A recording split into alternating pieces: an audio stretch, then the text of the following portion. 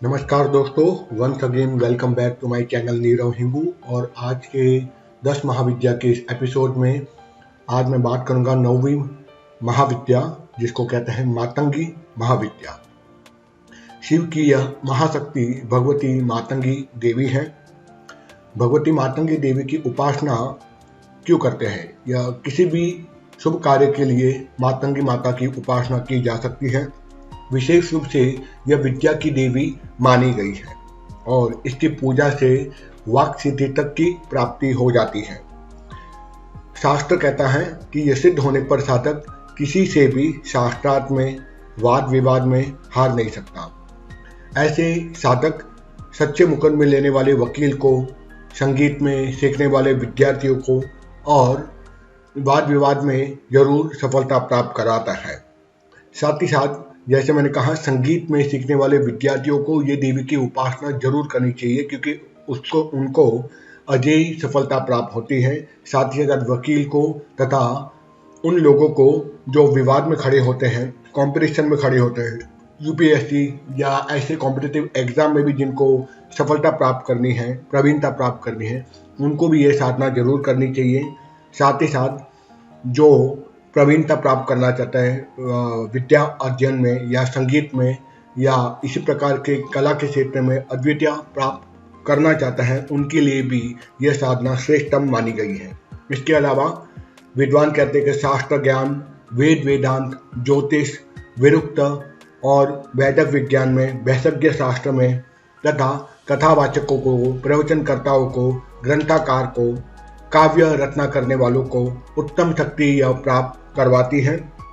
जड़मति को भी यह विद्वान बना देती है और परीक्षा में प्रथम आने के लिए, जैसे मैंने कहा, प्रतियोगिता वाले विषय में, साक्षात्कार में यानी जॉब इंटरव्यू में भी सफलता देने के लिए यह देवी की साधना और इसका मंत्र बहुत श्रेष्ठतम माना गया है।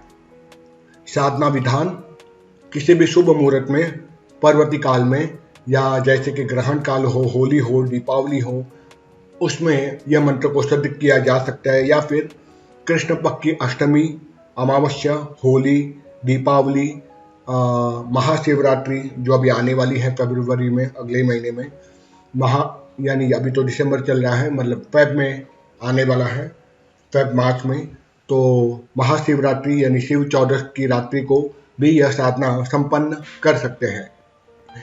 साधना विधान यह है कि काक की चौकी पर यानी लकड़ी की चौकी पर देवी के चित्र को पूर्वाभिमुख रखकर स्वयं पवित्र होकर शुद्ध वस्त्र पहनकर उत्तर विमुख बैठे, यानी आपका मुख उत्तर के तरफ हो जब आप बैठे आसन पर। विनियोग, न्यास, ध्यान, कवच इसका पाठ कर माँ के पवित्र सुंदर स्वरूप का चिंतन करते हुए, अंतर में ही ध्यान करते हुए माँ मातंगी का मंत्र का जाप करें।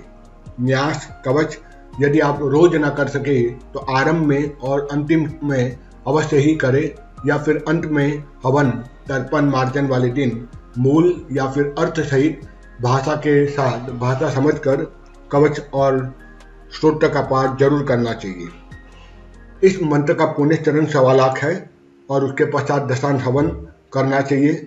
दशांश हवन पूरा न कर सके तो उसके स्थान पर 10 गुना जप करना माना गया है। अच्छा, इस प्रकार यदि, पर मैं इस बात का हितैषी हूँ कि अगर आप हवन ना कर सको तो कम से कम 10 गुना तो जरूर करें, लेकिन यदि संभव हो तो बहुत ही अच्छा माना गया है कि आप कम से कम हवन जरूर करें। भले तर्पण मार्जन शायद आपसे ना हो, हवन जरूर करना चाहिए, जो कि शास्त्र कहता है चारों ही क्रिया करनी चाहिए, जब, हवन, तर्पण, मार्जन और ब्रह्म भोजन या ब्राह्मण भोजन।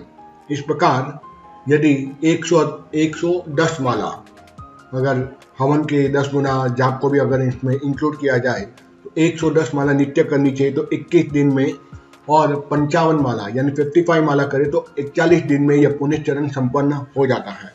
उसके बाद ब्राह्मणों को, कन्याओं को पूजन करे, भोजन दक्षिणा दे, फिर तर्पण मार्जन विधि पहले के एपिसोड में भी मैंने बताई है, वो उस प्रकार से तर्पण मार्जन करनी चाहिए। यदि ना बताई हो तो मैं रिपीट कर देता हूँ। हवन तो आपको मैंने बताया कि आम की लकड़ी यदि अच्छा मिले तो आम की लकड़ी से आप हवन करना चाहिए, उसमें शुद्ध गाय का घी होना चाहिए, उससे आहुति देनी चाहिए 10वें भाग का। और तर्पण में क्या होता है, कॉपर का, तांबे का एक बड़ा सा पात्र ले ले, थाली जितना बड़ा होना चाहिए, उसके अंदर पानी भर ले और फिर जैसे हम अर्घ्य देते हैं भगवान सूर्य भगवान को, वैसे ही तर्पण में यही होता है कि आप ऐसे अंदर हाथ डालें, अपने अंजलि में पानी लें और मंत्र बोलते हुए उसको उसी थाली के अंदर में वापस समर्पित कर दे। इस प्रकार से तर्पण का एक मंत्र हो, जैसे मैं पानी लेता हूँ और तर्पण मंत्र के लिए वही मूल मंत्र का जप करना होता है कि ओम रिंग क्लिंग चामुंडाए विच्चे और करके पानी छोड़ देना है। इस तरह से एक तर्पण हुआ। तो तर्पण क्रिया ये हुई। मार्जन में वही होता है कि पानी आपको तांबे के पात्र में बड़ा सा लेना, जो बड़ी थाली के आकार का, उसमें पानी डाले और जैसे हम हाथ धोते हैं वैसे ही पानी लेना है अंजलि में और फिर हाथ धोना है, दोनों ही हाथों से रगड़ देना है। इसको मार्जन विधि कहते हैं। इस प्रकार से तर्पण और मार्जन और दशांश हवन करना चाहिए। पूजा के रूप में इसमें सफ़ेद रंग की वस्तुओं का अधिक उपयोग करें। मातंगी पूजा में घी का दीपक सफ़ेद बत्ती सहित हो, सफ़ेद फूल, सफ़ेद या पीले रंग के फल हो, आम, पीपल, अशोक या वट वृक्ष की समिधा को शक्कर के साथ तिल और चावल और घी और धूप और हवन सामग्री मिक्स करके आपको हवन करना चाहिए। अगर वो भी उपलब्ध ना हो तो केवल आम की लकड़ी और घी से भी आप हवन कर सकते हो।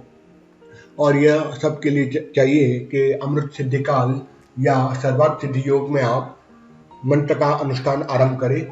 विनियोग। ओम अस्य श्री मातंगी महामंत्रस्य दक्षिणामूर्ति ऋषि विराट छंदः श्री मातंगी देवता होम बीजम रीम बीजम होम शक्ति क्लीं क्लिकम श्री मातंगी प्रियते जपे विनियोगः। ऋषि आदि न्यास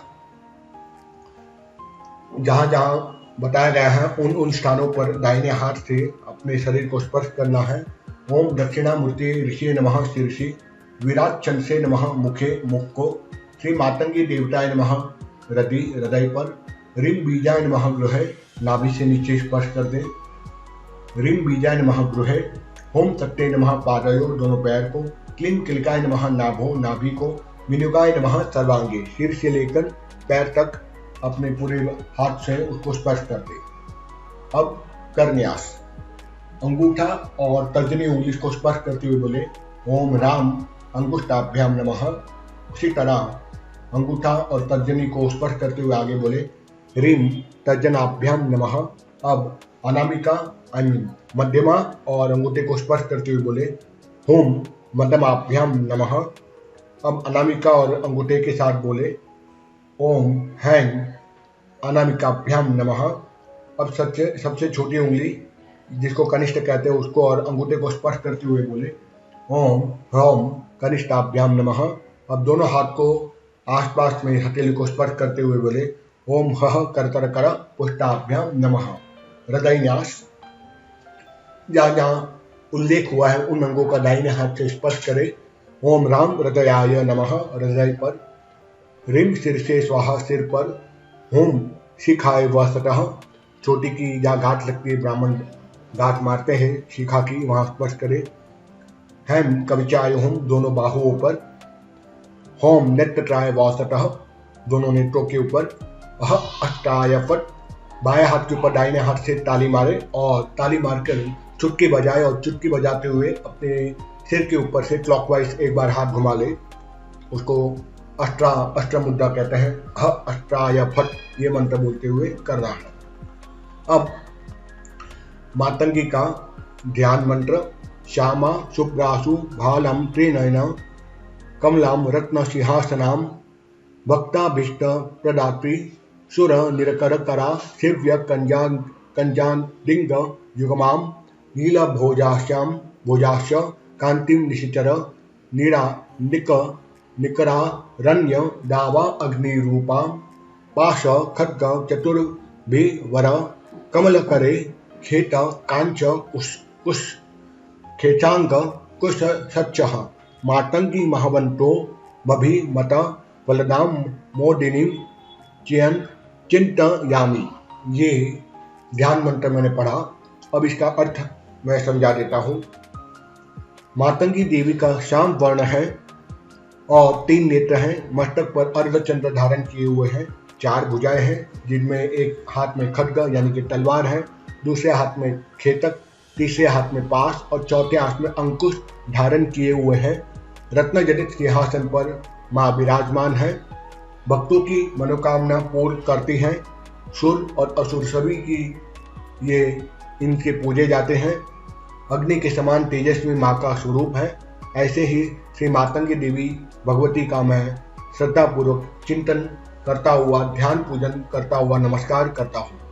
अब मूल मंत्र जो शास्त्र और जहाँ तांत्रिक ग्रंथों में बताया गया है, मूल मंत्र 1.25 लाख जिसका करना है, ओम रिंग क्लिंग हुम मातंगे फट स्वाहा, यह मातंगी मंत्र हुआ।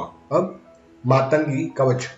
शिरो मातंगिनी पातु भुवनेषु चक्षुषी तोंडला कर्णयुगलम त्रिपुरा वदनम मम पातु कंठे महामाया हृदि माहेश्वरी तथा त्रिपुरा पार्श्वयो पातु गृहे कामेश्वरी मम उद्वये तथा चंडी जद्द जंगो यश्च हरिप्रिया महामाया पादयुगे सर्वांगेषु कुलेश्वरी अंग प्रत्यंकम चैव्य सदा रक्षन्तु वैष्णवी ब्रह्मरते सदा रक्षे मातंगी नाम संस्थिता।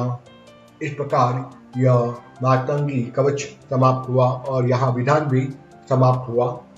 मिलते हैं आपके अगले एक और महाविद्या, अंतिम महाविद्या कमलात्मिका साधना के साथ, जिसको कमला या कमला साधना भी कहते हैं। मुझे सुनने के लिए धन्यवाद और आप में बैठे श्री जगदम्बा को नमन करता हुआ मिलता हूँ आपको अगले ही एपिसोड में। धन्यवाद।